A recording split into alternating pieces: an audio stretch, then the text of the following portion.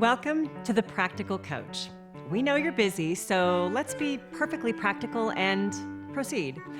As a coach, there are 3 distinct times when your employees need you most. In this program, we're going to identify those times and then demonstrate, step by step, the best thing you can do as a coach to have the greatest impact on your employees' performance. Does that sound useful? I hope so. And we have a lot to cover, but let's begin with a chart that I think you'll recognize. Does this look familiar? It should. This is your life. See? There are your goals out there. Everything you hope to achieve, your career, your relationships, everything. Now along here, you've got your own measure of success based on how close you come to achieving your goals.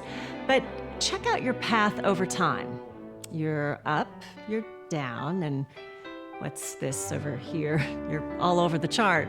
Apparently, you weren't afraid to try a few things. Well, anyway, it looks like you're still moving in the right direction toward your goals. Nice work. But here's a question for you. Take a good hard look back at the ups and downs and loops in your life. The dead-end roads you took. Do you remember? So, what turned you around? Well, chances are, somebody was there for you. Somebody cared about you. Maybe somebody got honest with you. To complete your chart, we really need to add another line. So let's call it your coach's line. Who were your coaches? All the special people who have helped or taught you. Maybe they just came in and out of your life for a little while. An encouraging word just when you needed it. A second chance to do it right. Or maybe they just gave you a chance in the first place. They believed in you. For the most part, they let you choose your own path. They showed you a few shortcuts along the way and tried to steer you around most of the dead ends. There may be people on your coach's line who have no idea that they helped you, but you remember them, don't you? We all owe those people in our lives a lot. And guess what? Now it's your turn. Because this chart also represents the lives of the people who you lead at work. In their world, you're on their coach's line. You're the one moving alongside them, watching their ups and downs. And believe it or not, what you choose to do or say to them on a daily basis matters to them greatly. Because you're their coach. That's what coaching is all about. Coaching is the process of letting people know that their performance matters to you. So let's look at those 3 critical times when you need to step up and be a coach. When you see someone doing good work, when you see someone doing poor work, and when you see someone on a dead-end road. It gets more complicated as we go along, so let's start with the easy stuff, the good work.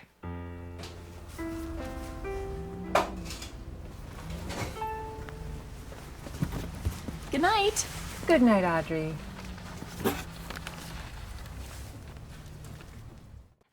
Maybe I need to set up the scene a little better. Okay. Audrey came in early so she could help put up displays before the store opening. She worked through her first break, and she only took 12 minutes for lunch because they were 2 people short. She did 3 special orders perfectly, and she just missed the last express bus home, and she stayed to help with the stock check.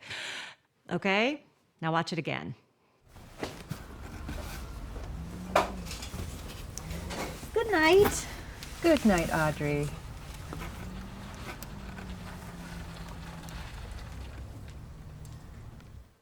Do you think she'll work that hard tomorrow? I wouldn't. But she's a good one. She'll show up on time, she'll do what she's told, and she'll go home. At least until she finds another job where her hard work matters to somebody. Let me show you the secret of keeping a good worker like Audrey. You just have to open your mouth. Audrey's next boss was much better at that. Audrey, great work today. I think we hit it out of the park.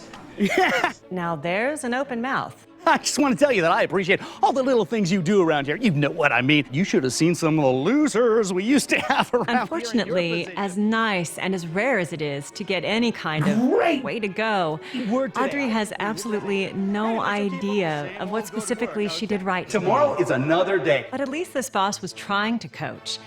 Audrey knew without a shadow of a doubt that at the end of the day, her hard work mattered in some great big giant vague kind of way. And hey, that's a start. We'll take that. But why not spread it throughout the day? That's the secret of coaching good work. When you see it, say it. I'll hold that at the counter for you. Okay, see you soon. Bye-bye. You have a nice sort of smile in your voice on the phone. Where'd you learn that? Oh, thank you. I don't know. Just try to be nice, I guess. Well, it's working. Hi there. Did you find everything you needed? Just so you know, this model doesn't come with a cable, but ours are on sale through tomorrow. They're right over there. Okay. I like how you recommended the cable. Saves them a trip. Would you mind if I had a new hire job shadow you tomorrow? He'd learn so much. Sure. Oh, hey, Audrey. Thanks for filling these out so completely. It helps me a lot. You're welcome, Jerry. Good night. Good night. Do you think Audrey has any doubts about what she did right today? She went home feeling great. And what did the coach get out of it? Well, good work that gets noticed gets repeated. And I'm going to repeat that. Good work that gets noticed gets repeated. So remember, never let good work go unnoticed. When you see it, say it. That's how to coach good performance. Now, unfortunately, good performance doesn't last forever. Everyone has downs as well as ups. And when you're a coach, it's just as important that you never let poor work go unnoticed. Yes, but unless I have a specific date or billing number, I can't. Ma'am, what I'm trying to tell you, if you'll listen for just a second, is I have no way of helping you unless I can. Hello? Goodbye. Robin, please tell me you don't talk to all of our customers that way. What? No. Well, the conversation I just heard is completely unacceptable. But she. You didn't hear her language. She was screaming at me. I can't do anything about her attitude. What I'm concerned with is yours. Would you want to be corrected in front of your friends? Not likely. So don't do it to the people you coach. The idea of when you see it, say it, only works when you're coaching good work. When you're coaching poor work, the trick is to make it private and make it positive. First thing, get them alone, or at least away. The sooner the better, but make sure it's private. Now, the hard part, making it positive. Take a deep breath and ask yourself, are you correcting things for their success or yours? Are they doing it wrong or just differently than you would? Are you angry or irritated? If you're not in a completely positive frame of mind, stop and wait until you can be. Then proceed with caring. Ma'am? Hello? Goodbye. That call sounded like a rough one. Are you doing okay? Yeah, I guess. Remember, a good coach is willing to let the learner choose their own path. So be careful not to jump in with all the answers. Just jump in with a few questions. So, how do you think it could have gone better? I'm not sure. When you feel like saying, here's what I think, stop, take a breath, and ask them, what do you think? Well, she's bound to call back. What are you going to say? I don't know. Seems like there's not much you can say. It's amazing what you'll hear if they think you're really listening. And of course, what do you do when you hear them come up with a great solution? Never let good work go unnoticed. When you see it, say it. Robin, I think that's exactly right. Just let her vent for a while until she's ready to listen. But what if they don't have the answers? At that point, a tip or a shortcut or some practical advice from you can do wonders. Sometimes I'll say something like, let me know how I can make it right for you. Whatever you offer, make it simple, positive, and totally practical. At times, you'll find that they might need a little more training, or maybe they never knew what was expected in the first place. Actually, why don't we practice a call right now, okay? Right now? All right. Hello, this is Robin in accounts. And be patient if it takes them a couple of tries to get things right. They'll learn more from a few of their own mistakes than 100 of your words. Like they say, the only true failure is the failure to try. If they're making mistakes, it means they're trying. And trying hard is exactly the kind of good work that you should never let go unnoticed. Don't be surprised how often your team members can work out their own problems if you just ask the right questions. Of course, there's another set of problems that most of us are completely blind to: our personal habits. We bring them to work with us every day, and good or bad, they can affect our performance as much as anything. How's it going? Oh, hey. Pretty good. Most of the inventory is up to date, but I've got a list of stuff they forgot. Do you want to go over that now? No, let's do it later. Okay. Do you know you have a very strong aroma? What? An odor. It's like a body odor. Well, I need you to take care of it. All right? Yeah. Yes. Great.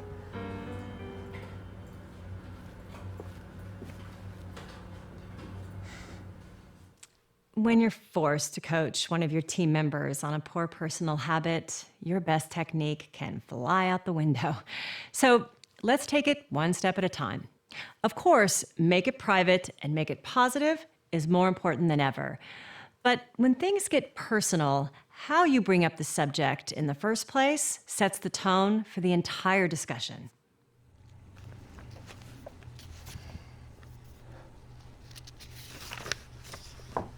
Hey, Monica. Hi, Marty. Do you have a minute? Sure. What's up? Oh, a closed door. Yeah, well, we have to talk about something that I feel pretty awkward saying, and I think you'll feel just as awkward hearing. I think it's safe to say that when someone hears that kind of sentence, they know that whatever is coming next is bound to be something very personal. And that's good.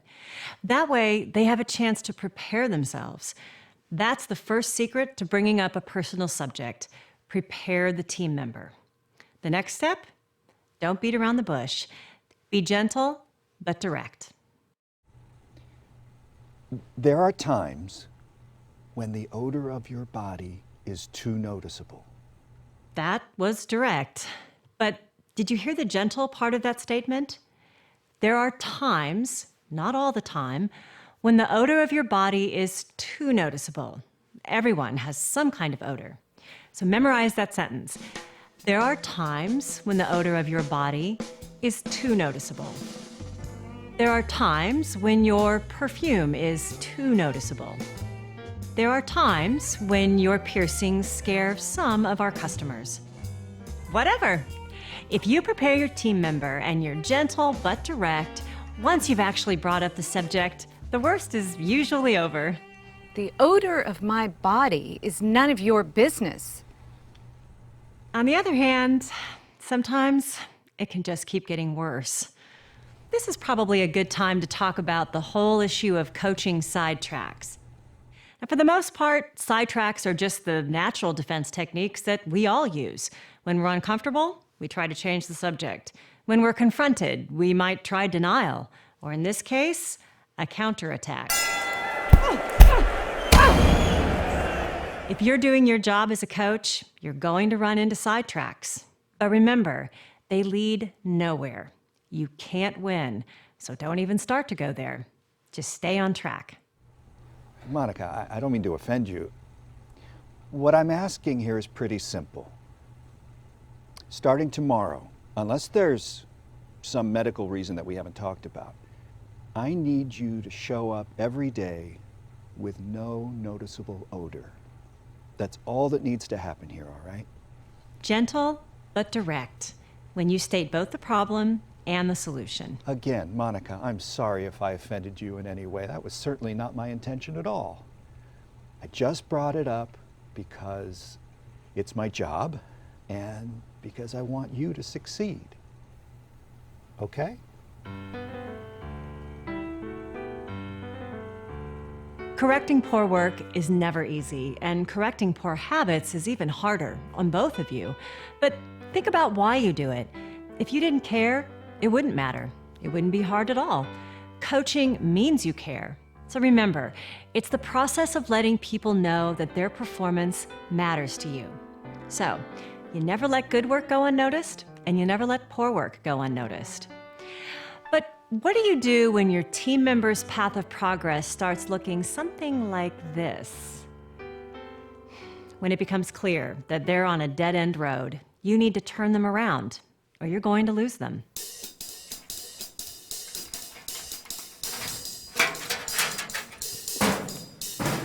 Meet Ryan. This is the 4th time he's been late to work in the last 2 weeks. Meet Sarah, Ryan's boss. Guess what she's done 3 times in the last 2 weeks? Everything she can think of. She's mentioned, she's pleaded, she's yelled. Now, she's about to try something completely different. She's about to try the 2-minute challenge. It's a simple technique to turn around poor performance that goes like this. Number 1, you state what you've observed. Number 2, you wait for a response. Number 3, you remind them of the goal. Number 4, you ask them for a specific solution. And number 5, you agree together. That's it. Just 5 simple steps, but you can't skip any one of them. When used by a caring performance coach, it becomes a powerful tool in turning poor work around. Ryan? I know, I messed up. I'm sorry. It won't happen again. So much for step 1. He already knows what's going on. She doesn't need to state the obvious. Wrong. Remember, don't skip a step. Number 1, state what you've observed. You're more than a half an hour late. Now, is that what she's really thinking? I wonder. I know, I messed up. I'm sorry. It won't happen again. It won't happen again? This is strike 4. I've never had someone try this hard to get himself fired. Good for her. She didn't say that. She simply stated what she observed. Not what she thought he was trying to get away with, not how empty his promises were at that point. No editorial comment, just what she observed. That way, nothing but his behavior can become the issue. You're more than a half an hour late. Step 2, wait for a response. No matter how long, do not move on without one. I don't know what to say. I mean, you've been more than fair and I really appreciate it.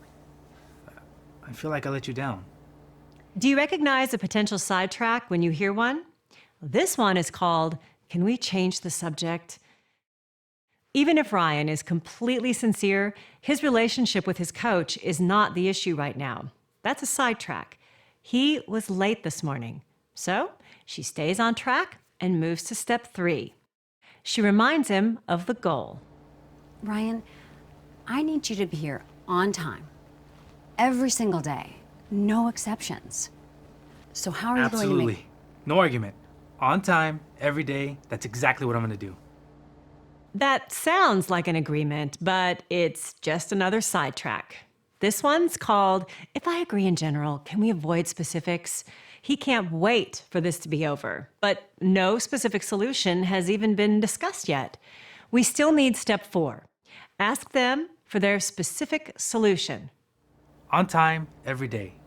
That's exactly what I'm going to do. Whatever it takes to get here, even before we open. Good. But what specifically are you going to do tomorrow morning to make sure you're on time? Oh, well, I gotta get going sooner, or I don't know. I guess I could. guess I could, You know what?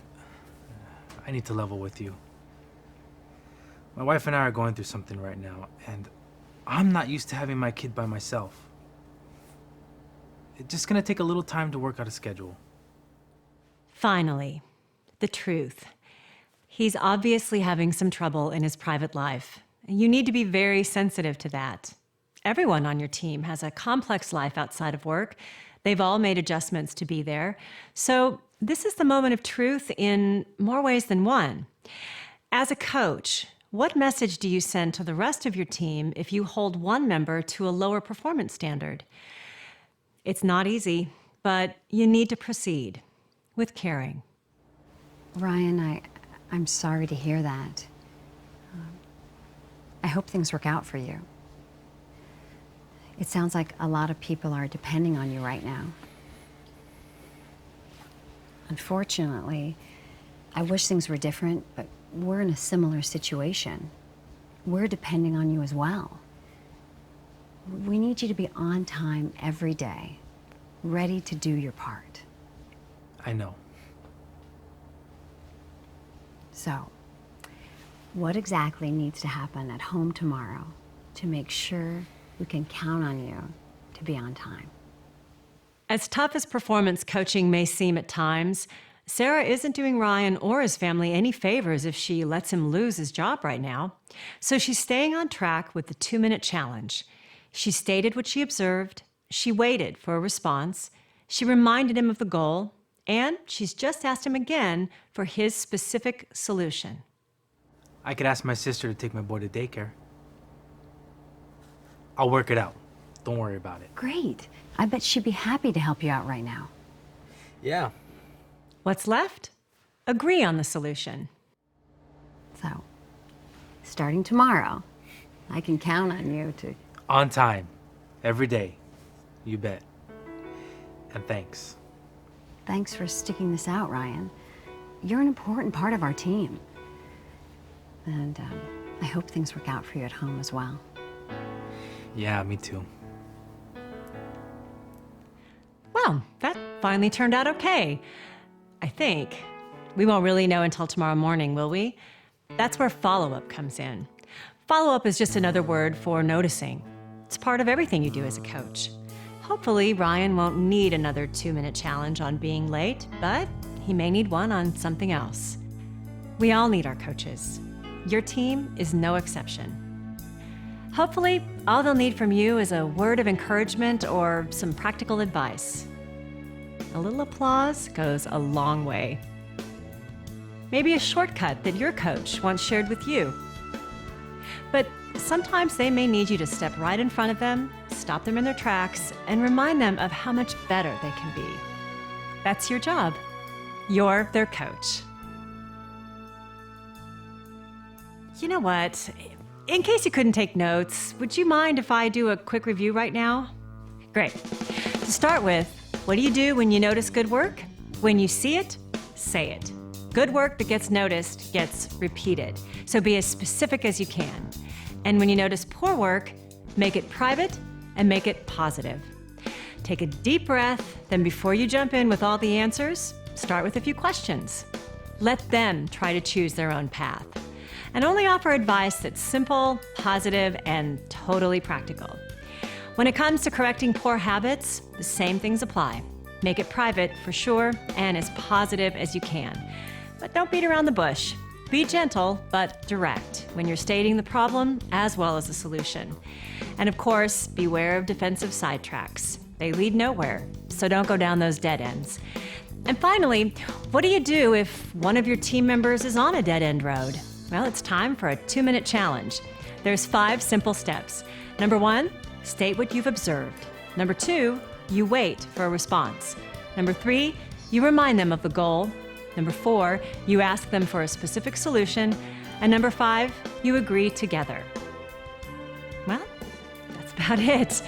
Thanks for watching. Good luck and good coaching.